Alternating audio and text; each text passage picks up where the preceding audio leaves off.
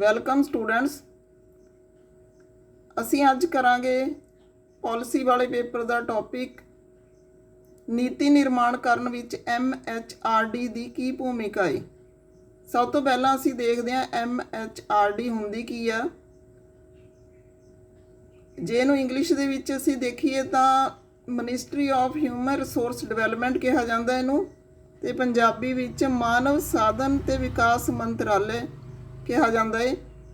ਪਹਿਲਾਂ ਐਜੂਕੇਸ਼ਨ ਜਿਹੜੀ ਮਿਨਿਸਟਰੀ ਸੀਗੀ ਉਹ ਅਲੱਗ ਹੁੰਦੀ ਸੀ, ਪਰ ਉਹ ਕਾਫੀ ਟਾਈਮ ਪਹਿਲਾਂ ਜਿਹੜੀ ਐਜੂਕੇਸ਼ਨ ਮਿਨਿਸਟਰੀ ਉਸ ਦਾ ਨਾਮ ਬਦਲ ਕੇ MHRD ministry of human resource development ਕਰ ਦਿੱਤਾ ਗਿਆ।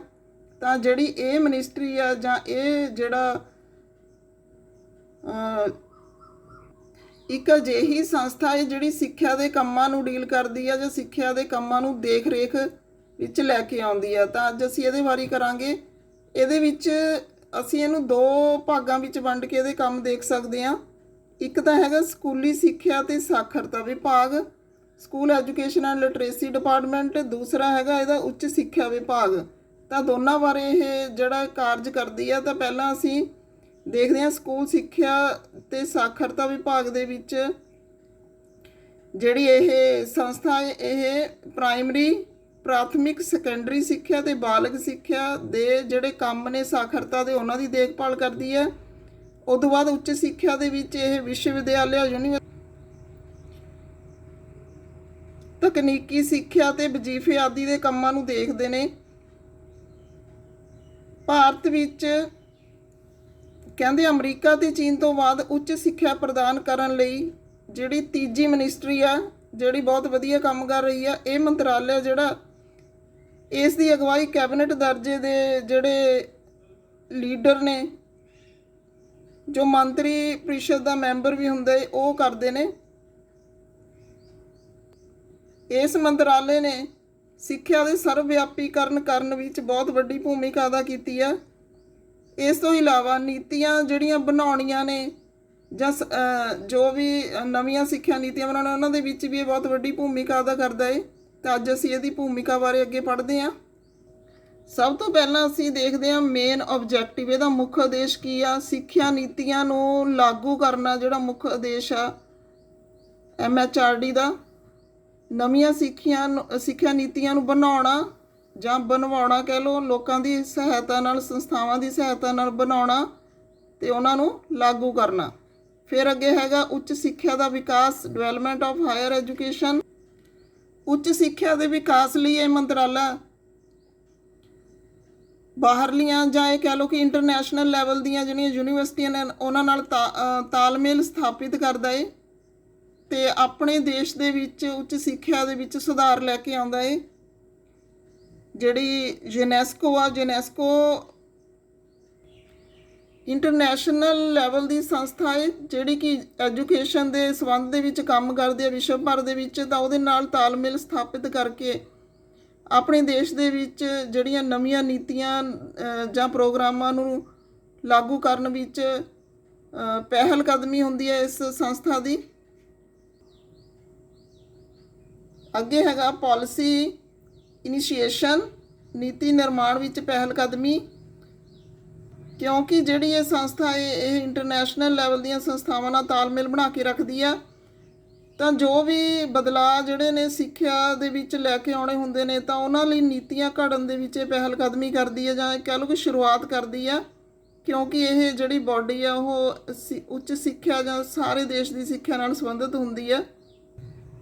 ਅੱਗੇ ਹੈਗਾ ਰੋਲ ਥਰੂ ਸੈਂਟਰਲ ਕੈਬਨਿਟ, ਕੇਂਦਰੀ ਕਾਰਜਪਾਲਿਕਾ ਦਾ ਯੋਗਦਾਨ। ਕਿਉਂਕਿ ਲੋਕਤੰਤਰਿਕ ਸਰਕਾਰ ਵਿੱਚ ਕੋਈ ਵੀ ਨਿਰਣਾ ਲੈਣ ਲਈ ਕੇਂਦਰੀ ਕਾਰਜਪਾਲਿਕਾ ਜਿਹੜੀ ਉਹ ਸੰਵਿਧਾਨਿਕ ਕੰਮ ਕਰਦੀ ਆ ਤੇ ਜਿਹੜੀ ਕਿਸੇ ਵੀ ਨੀਤੀ ਦੀ ਪ੍ਰਵਾਨਗੀ ਲਈ ਜ਼ਰੂਰੀ ਹੈ। ਤਾਂ ਕਾਰਜਪਾਲਿਕਾ ਦੇ ਵਿੱਚ ਜਦੋਂ ਵੀ ਕਿਸੇ ਵੀ ਨੀਤੀ ਨੂੰ ਲਾਗੂ ਕਰਨ ਲਈ ਇਜਾਜ਼ਤ ਮੰਗੀ ਜਾਂਦੀ ਆ ਤਾਂ ਉਹ ਇਜਾਜ਼ਤ ਜਿਹੜੀ ਉਹ ਜ਼ਰੂਰੀ ਹੁੰਦੀ ਆ। ਕੈਬਨਿਟ ਦੇ ਮੰਤਰੀ ਫੌਰੀ ਤੌਰ 'ਤੇ ਜਾਂ ਇਹ ਕਹਿ ਲਓ ਕਿ ਤਤਕਾਲ ਹੀ ਜੋ ਵੀ ਸਿੱਖਿਆ ਨੀਤੀਆਂ ਬਣਾਈਆਂ ਜਾਂਦੀਆਂ ਨੇ MHRD ਵੱਲੋਂ ਤਾਂ ਉਹਨਾਂ ਨੂੰ ਤਤਕਾਲ ਤੌਰ 'ਤੇ ਹੀ ਇਜਾਜ਼ਤ ਦੇ ਦਿੰਦੇ ਨੇ। ਤਾਂ ਅੱਗੇ ਹੈਗਾ ਗਾਈਡੈਂਸ ਐਂਡ ਡਾਇਰੈਕਟਿਵਸ ਆਫ ਸਟੇਟਸ, ਰਾਜ ਨੂੰ ਦਿਸ਼ਾ ਨਿਰਦੇਸ਼ ਤੇ ਅਗਵਾਈ ਦੇਣੀ। ਕਿਉਂਕਿ ਸਿੱਖਿਆ ਜਿਹੜੀ ਉਹ ਸੰਘੀ ਸੂਚੀ ਵਿੱਚ ਆਉਂਦੀ ਆ ਤਾਂ ਇਹਦੇ ਵਿੱਚ ਕੇਂਦਰ ਤੇ ਰਾਜ ਸਰਕਾਰਾਂ ਦੋਨੇ ਮਿਲ ਕੇ ਸਿੱਖਿਆ ਦੇ ਸੰਬੰਧ 'ਚ ਕੰਮ ਕਰਦੀਆਂ ਨੇ। ਤਾਂ ਕੋਈ ਵੀ ਨੀਤੀ ਆ ਜਿਹੜੀ ਉਹ ਬਣਾਉਣੀ ਹੋਵੇ ਜਾਂ ਲਾਗੂ ਕਰਨੀ ਹੋਵੇ, ਉਹਦੇ ਲਈ ਦੋਨਾਂ ਨੂੰ ਜਿਹੜਾ ਇਹ ਮਿਲ ਕੇ ਚੱਲਣਾ ਪੈਂਦਾ। ਇਹ ਤਾਂ ਕੇਂਦਰੀ ਸਰਕਾਰ ਆ ਜਿਹੜੀ MHRD ਜਿਹੜਾ ਮੰਤਰਾਲਾ ਹੈ, ਉਹ ਰਾਜ ਨੂੰ ਦਿਸ਼ਾ ਨਿਰਦੇਸ਼ ਦਿੰਦੇ ਨੇ, ਅਗਵਾਈ ਦਿੰਦੇ ਨੇ। ਜੋ ਵੀ ਨੀਤੀ ਨਵੀਂ ਜਿਹੜੀ ਘੜਨੀ ਹੁੰਦੀ ਆ ਜਾਂ ਲਾਗੂ ਕਰਨੀ ਹੁੰਦੀ ਆ, ਇਸ ਤਰ੍ਹਾਂ ਨਾਲ ਘਰੇਲੂ ਤੇ ਜਿਹੜੀਆਂ ਕੇਂਦਰ ਦੀਆਂ ਸੰਸਥਾਵਾਂ ਨੇ ਉਹ ਸਾਰੀਆਂ ਇਸ ਦੇ ਅਧੀਨ ਕੰਮ ਕਰਦੀਆਂ ਨੇ। ਫਿਰ ਹੈਗਾ ਰੋਲ ਆਫ ਕੈਬ, ਕੇਂਦਰੀ ਸਿੱਖਿਆ ਸਲਾਹਕਾਰ ਬੋਰਡ ਦੀ ਭੂਮਿਕਾ। ਸਿੱਖਿਆ ਦੇ ਖੇਤਰ ਵਿੱਚ ਕੇਂਦਰ ਤੇ ਰਾਜ ਨੂੰ ਸਲਾਹ ਦੇਣ ਵਾਲੀ ਸਭ ਤੋਂ ਉੱਚੀ ਸਲਾਹਕਾਰ ਸੰਸਥਾ ਹੈਗੀ ਹੈ ਕੈਬ। ਇਸ ਦੀ ਸਥਾਪਨਾ ਹੈ ਜਿਹੜੀ 1920 ਦੇ ਵਿੱਚ ਹੋਈ। ਸਥਾਪਨਾ ਹੋਣ ਤੋਂ ਬਾਅਦ ਕੋਈ ਫਾਈਨੈਂਸ਼ੀਅਲ ਜਿਹੜੀਆਂ ਘਾਟਾਂ ਕਰਕੇ ਇਸ ਨੂੰ ਭੰਗ ਕਰ ਦਿੱਤਾ ਗਿਆ ਸੀ। ਉਸ ਤੋਂ ਬਾਅਦ ਫਿਰ ਇਸ ਦੀ ਸਥਾਪਨਾ ਹੋਈ ਆ ਤੇ ਜਿਹੜੇ ਇਹ ਸੰਸਥਾ ਇਹ MHRD ਦੇ ਵਿੱਚ ਜਿਹੜੇ ਫੈਸਲੇ ਨੇ ਉਹਨਾਂ ਦੇ ਵਿੱਚ ਬਹੁਤ ਵੱਡਾ ਰੋਲ ਅਦਾ ਕਰਦੀ ਆ। ਇਹ ਕਹਿ ਸਕਦੇ ਹੋ ਤੁਸੀਂ ਕਿ MHRD ਦੇ ਕਾਰਜਵਾਹਕ ਦੇ ਰੂਪ ਦੇ ਵਿੱਚ ਕੰਮ ਕਰਦੀ ਆ ਇਹ ਸੰਸਥਾ। MHRD ਦੇ ਜਿਹੜੇ ਮੈਂਬਰ ਹੁੰਦੇ ਨੇ ਜਾਂ ਮੰਤਰੀ ਹੁੰਦੇ ਨੇ ਉਹੀ ਇਸ ਸੰਸਥਾ ਦੇ ਮੈਂਬਰ ਹੁੰਦੇ ਨੇ। ਤੇ ਕੋਈ ਵੀ ਸਿੱਖਿਆ ਨੀਤੀ ਕੌਮੀ ਜਾਂ ਤੁਸੀਂ ਇਹ ਕਹਿ ਲਓ ਕਿ ਨੈਸ਼ਨਲ ਲੈਵਲ 'ਤੇ ਸਿੱਖਿਆ ਨੀਤੀ ਜਦੋਂ ਲਾਗੂ ਕਰਨੀ ਹੁੰਦੀ ਆ ਤਾਂ ਇਹ ਸੰਸਥਾ ਉਹਦੇ ਵਿੱਚ ਮੇਨ ਰੋਲ ਅਦਾ ਕਰਦੀ ਹੈ। ਅੱਗੇ ਅਸੀਂ ਕੈਬ ਦੇ ਕੰਮ ਦੇਖਦੇ ਹਾਂ ਕਿ ਕੀ ਰੋਲ ਅਦਾ ਕਰਦੀ ਹੈ। ਸਿੱਖਿਆ ਨੀਤੀਆਂ ਨੂੰ ਲਾਗੂ ਕਰਨ ਦੇ ਵਿੱਚ ਕੀ ਸਹਾਇਤਾ ਕਰਦੀ ਆ। ਸਮੇਂ-ਸਮੇਂ 'ਤੇ ਸਿੱਖਿਆ ਦੀ ਉੱਨਤੀ ਨੂੰ ਘੋਖਣਾ, ਸਮੇਂ-ਸਮੇਂ 'ਤੇ ਜਿਹੜਾ ਸਿੱਖਿਆ ਦੀ ਨੀਤੀ ਆ ਜਾਂ ਸਿੱਖਿਆ ਦੀ ਉੱਨਤੀ ਆ, ਡਿਵੈਲਪਮੈਂਟ ਉਸ ਨੂੰ ਇਹ ਦੇਖਦੀ ਆ। ਅੱਗੇ ਹੈਗਾ ਸਿੱਖਿਆ ਨੀਤੀ ਬਾਰੇ ਜਾਣਕਾਰੀ ਦੇਣੀ। ਕੋਈ ਵੀ ਪ੍ਰੋਬਲਮ ਹੁੰਦੀ ਆ ਸਿੱਖਿਆ ਦੇ ਜਿਹੜਾ ਡਿਪਾਰਟਮੈਂਟ ਉਹਦੇ ਵਿੱਚ ਤਾਂ ਉਸ ਲਈ ਨਵੀਂ ਸਿੱਖਿਆ ਨੀਤੀ ਜਿਹੜੀ ਆ ਉਸ ਬਾਰੇ ਜਾਣਕਾਰੀ ਦਿੰਦੀ ਆ ਇਹ ਸੰਸਥਾ। ਤੁਸੀਂ ਇਹ ਕਹਿ ਸਕਦੇ ਹੋ ਬ੍ਰਿਜ ਦਾ ਕੰਮ ਕਰਦੀ ਆ ਇਹ ਬਾਕੀ ਸੰਸਥਾਵਾਂ ਵਿੱਚ ਤੇ MHRD ਦੇ ਵਿਚਕਾਰ। ਫਿਰ ਹੈਗਾ ਸਿੱਖਿਆ ਨੀਤੀ ਨੂੰ ਲਾਗੂ ਕਰਨ ਬਾਰੇ ਉਚਿਤ ਸਲਾਹ ਦੇਣੀ।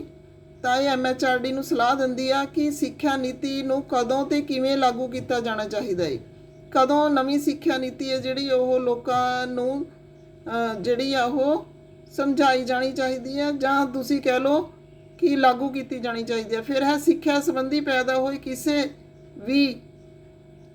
ਕਿਸੇ ਲਈ ਸਰਕਾਰਾਂ ਤੇ ਆਪਣੇ ਆਪ ਨੂੰ ਸਲਾਹ ਦੇਣੀ। ਕਿਸੇ ਲਈ ਵੀ ਤਾਂ ਸਿੱਖਿਆ ਸੰਬੰਧੀ ਕੋਈ ਵੀ ਸਮੱਸਿਆ ਪੈਦਾ ਹੁੰਦੀ ਆ, ਕੋਈ ਵੀ ਇਸ਼ੂ ਉੱਠਦਾ ਹੈ ਤਾਂ ਆਪਣੇ ਆਪ ਵਿੱਚ ਸੁਧਾਰ ਲੈ ਕੇ ਆਉਣਾ ਤੇ ਸਰਕਾਰ ਨੂੰ ਸੁਧਾਰ ਲੈ ਕੇ ਆਉਣ ਲਈ ਸਲਾਹ ਦੇਣੀ ਇਸ ਜਿਹੜੀ ਆ ਸੰਸਥਾ ਦਾ ਹੀ ਕੰਮ ਆ। ਹੋਰ ਕੀ ਕੰਮ ਕਰਦੀ ਹੈ ਇਹ? ਸਿੱਖਿਆ ਨੀਤੀ ਅਨੁਸਾਰ ਸਿੱਖਿਆ ਦੇ ਵਿਕਾਸ ਲਈ ਤਾਲਮੇਲ ਸੰਬੰਧੀ ਮਸ਼ਵਰਾ ਦੇਣਾ।